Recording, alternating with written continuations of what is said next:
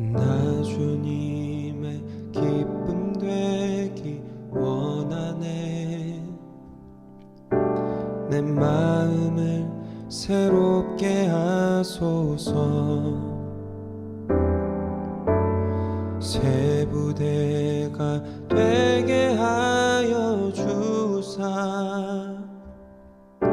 주님의 빛 비추게 하소서. 내가 원하는 한 가지 주님의 기쁨이 되는 것. 내가 원하는 한 가지 주님의 기쁨이 되는 것.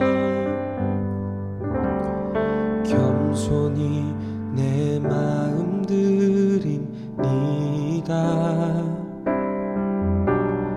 나의 모든 것 받으소서.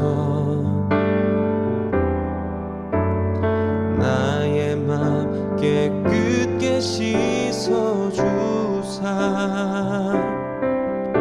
주의 길로 행하게 하소서. 내가 원하는 한 가지 주님의 기쁨이 되는 것. 내가 원하는 한 가지 주님의 기쁨이 되는 것. 내가 원하는 한 가지 주님의 기쁨이 되는 것. 내가 원하는 한 가지 주님의 기쁨이 되는 것. 주님의 기쁨이 되는 것. 주님의 기쁨이 되는 것.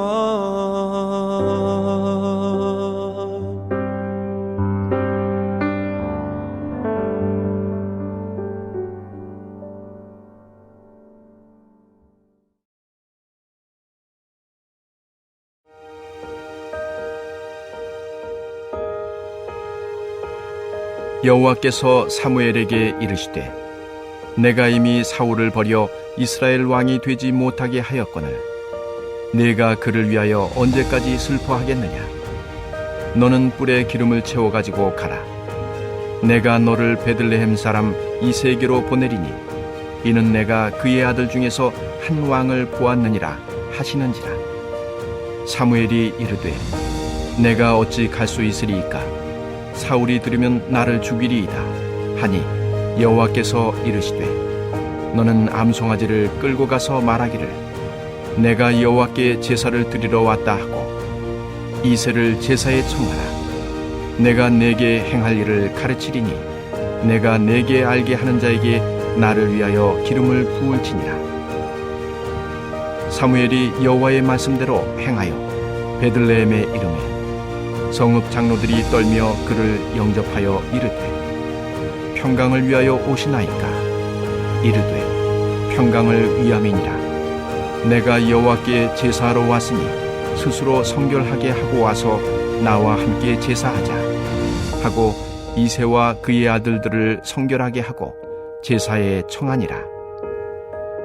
그들이 오매 사무엘이 엘리압을 보고 마음에 이르기를 여호와의 기름 부으실 자가 과연 주님 앞에 있도다 하였더니 여호와께서 사무엘에게 이르시되 그의 용모와 키를 보지 말라. 내가 이미 그를 버렸노라. 내가 보는 것은 사람과 같지 아니하니 사람은 외모를 보거니와 나 여호와는 중심을 보느니라 하시더라. 이새가 아비나답을 불러 사무엘 앞을 지나가게 하매 사무엘이 이르되 이도 여호와께서 택하지 아니하셨느니라 하니 이새가 산마로 지나게 하매 사무엘이 이르되 이도 여호와께서 택하지 아니하셨느니라 하니라. 이새가 그의 아들 7을 다 사무엘 앞으로 지나가게 하나 사무엘이 이새에게 이르되 여호와께서 이들을 택하지 아니하셨느니라 하고 또 사무엘이 이새에게 이르되 내 아들들이 다 여기 있느냐. 이새가 이르되 아직 막내가 남았는데 그는 양을 지키나이다. 사무엘이 이새에게 이르되 사람을 보내어 그를 데려오라. 그가 여기 오기까지는 우리가 식사자리에 앉지 아니하겠노라. 이에 사람을 보내어 그를 데려오매 그의 빛이 붉고 눈이 빼어나고 얼굴이 아름답더라. 여호와께서 이르시되 이가 그니 일어나 기름을 부으라 하시는지라. 사무엘이 기름 뿔병을 가져다가 그의 형제 중에서 그에게 부었더니 이날 이후로 다윗이 여호와의 영에게 크게 감동되니라. 사무엘이 떠나서 라마로 가니라. 할렐루야. 오늘도 예배드리는 심령마다 하나님의 사랑과 은혜가 가득하시기를 축원합니다. 오늘 말씀은 다윗이 왕으로 기름 부음을 받게 되는 장면입니다. 이날은 이스라엘 민족에게도 매우 중요한 날이었는데요. 그러나 왕으로 기름 받는 모습이 사람들의 예상과는 다른 모습으로 이루어지게 됩니다. 이를 통해 우리 인생의 진정한 왕은 하나님이시며 하나님께서 사용하시는 사람이 있음을 우리는 발견할 수 있습니다. 바라기는 오늘 말씀을 통해 우리 인생의 왕이신 하나님을 온전히 바라보며 하나님께 쓰임받는 복된 심령이 되시기를 간절히 축원합니다. 바로 전장에서 하나님은 불순종한 사울을 버리십니다. 이에 사무엘은 사울로 인해 마음이 어렵고 큰 슬픔 가운데 있었습니다. 그러나 하나님은 베들레헴 사람 이새 아들 중 한 명을 왕으로 세우라는 새로운 명령을 사무엘에게 내리십니다. 그럼에도 하나님의 명령을 처음에는 이해하지 못했습니다. 여전히 공식적으로 사울 왕이 나라를 다스리고 있었기 때문에 이는 명백한 반역 행위였습니다. 또한 왕을 세우려면 여러 사람들에게 공포해야 했지만 소수의 사람들과 더불어 진행하도록 말씀하셨기 때문입니다. 하나님께서는 왕을 세우는 일에 많은 군중과 거창한 예식이 필요하다고 말씀하지 않으십니다. 더욱이 이새가 있는 곳은 어디입니까? 베들레헴입니다. 베들레헴은 이스라엘 내에 매우 작은 고을에 불과했습니다. 여러분, 하나님은 여전히 이스라엘 왕 사울이 있었지만 새로운 왕을 세우고자 하셨습니다. 그리고 한 나라의 왕을 세우는 그 중요한 일을 아주 작은 동네에서 소수의 사람들만 참석하는 간소한 예식으로 치르고자 하셨습니다. 이는 우리에게 어떤 의미가 있습니까? 이스라엘의 왕은 사람들의 인정이 아니라 오직 하나님의 주권으로 세워진다는 것을 우리에게 말씀해 주고 계십니다. 나라의 주권과 권세와 통치가 하나님의 손에 있음을 보여주는 것입니다. 더 나아가 이 땅의 영원하고 진정한 왕은 눈에 보이는 사람이 아니라 오직 여호와 하나님이라는 것을 말씀하고 계십니다. 사랑하는 안디옥 성도 여러분, 인류의 역사를 보면 한 시대를 주도했던 인물이나 한 세기를 호령했던 나라들이 있습니다. 그러나 그 모든 사람과 나라는 한 시대로 끝나고 지나가며 결국 사라지고 맙니다. 아무리 유명했던 인물이나 강성했던 제국들도 역사의 뒤편으로 다 사라지는 것입니다. 영원하신 분은 오직 하나님 뿐이십니다. 믿으십니까? 이를 통해 우리는 깨달아야 합니다. 하나님은 온 역사의 주권자이실 뿐 아니라 우리 인생의 주관자가 되시는 분이십니다. 한 나라의 최고 권력자, 그 왕의 운명도, 일개 국가의 전망도, 인류의 전체 역사도 하나님께서 주관하시기에 가장 지혜로운 인생은 우리의 삶을 하나님께 맡기는 것인 줄 믿습니다. 그러므로 저와 여러분이 영원하신 왕 하나님을 온전히 의지하심으로 하나님의 보호하심과 하나님의 인도하심을 경험하는 복된 인생이 되시기를 예수님의 이름으로 축원합니다. 다시 말씀으로 돌아가면 하나님의 명령에 사무엘이 베들레헴으로 가서 이세 아들들을 제사에 초청합니다. 이에 베들레헴에 있는 이 성읍 장로들은 떨면서 사무엘을 영접합니다. 그리고 이세와 그 아들들도 제사에 참석했습니다. 그리고 사무엘은 처음 만난 엘리압을 바라볼 때 마음이 동하기 시작합니다. 6절 말씀을 보면 여호와의 기름 부으실 자가 과연 주님 앞에 있도다 하였더니, 사무엘이 볼 때 엘리압은 하나님께서 택하신 사람이 바로 이 사람이다 할 정도로 키가 크고 외모가 뛰어났던 것입니다. 당시 왕은 그의 풍채가 중요한 지도자의 조건 중 하나였습니다.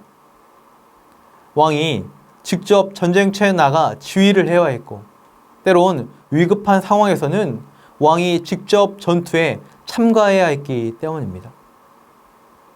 초대왕 사울도 큰 키와 훌륭한 외모의 소유자였습니다.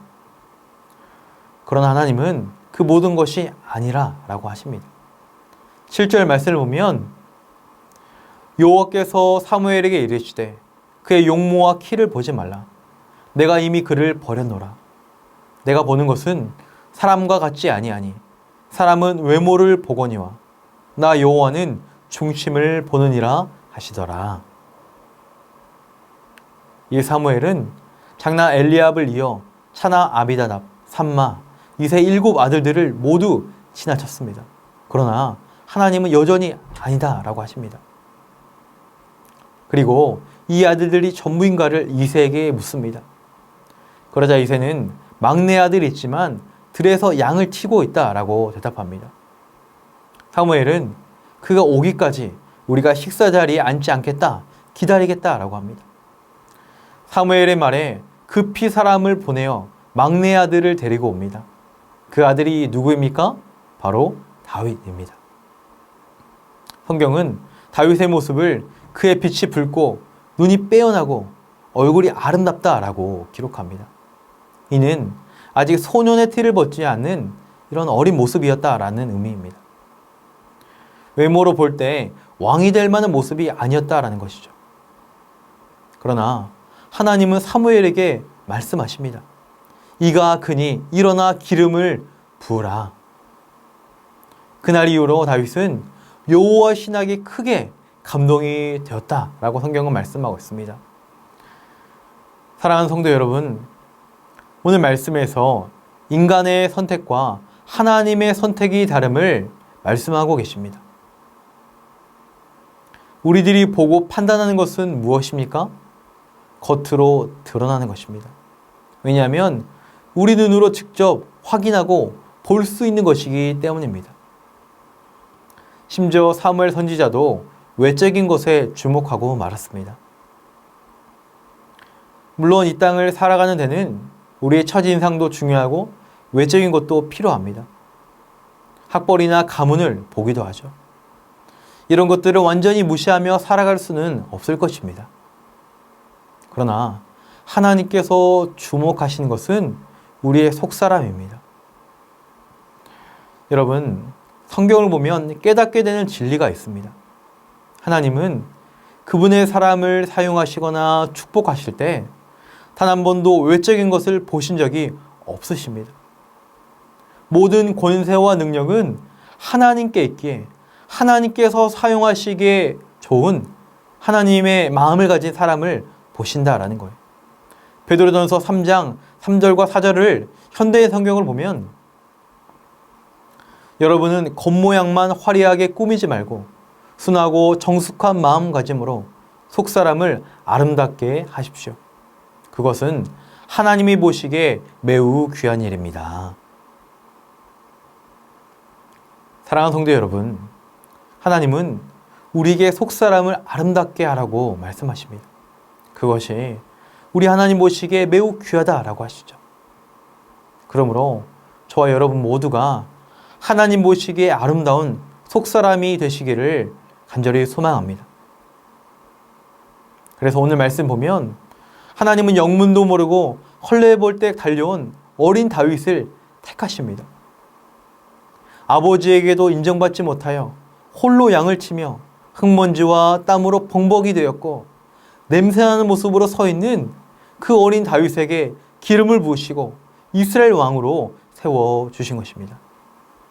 왜냐하면 하나님께서는 다윗의 겉모습이 아니라 그의 중심을 보셨기 때문입니다. 여기서 중심이란 히브리어로 보면 사람의 내부, 한가운데, 마음, 뜻을 의미합니다. 이는 그가 무엇을 생각하고 무엇을 바라보고 있고 무엇을 담고 있는지 사람의 깊은 곳을 의미하는 것입니다. 여러분, 이는 단순히 다윗의 마음이 다른 사람보다 좀 더 윤리적이거나 또는 온순하거나 겸손한 이런 정도를 의미하는 것이 아닙니다. 다윗의 중심이 하나님께서 기뻐하시는 성품으로 가득 차 있었다는 것을 의미하는 것입니다. 여러분, 사울도 처음에 그의 모습은 겸손한 것처럼 보였습니다. 그러나 그의 마음 중심에는 누가 있었습니까? 하나님이 계시지 않고 그 자신이 있었습니다. 그러자 사울은 하나님께 불순종하게 되었고 자기 권력 유지에만 관심이 있었던 것입니다. 상황에 따라, 시대에 따라, 환경에 따라 그의 모습이 변질되고 말았던 것이죠. 그러나 다윗의 중심은 언제나 하나님이셨습니다. 그는 언제나 하나님의 기쁨이 되기 원했고 하나님을 갈망했으며 그의 평생에 하나님의 이름이 높임받으시기를 간절히 원했습니다.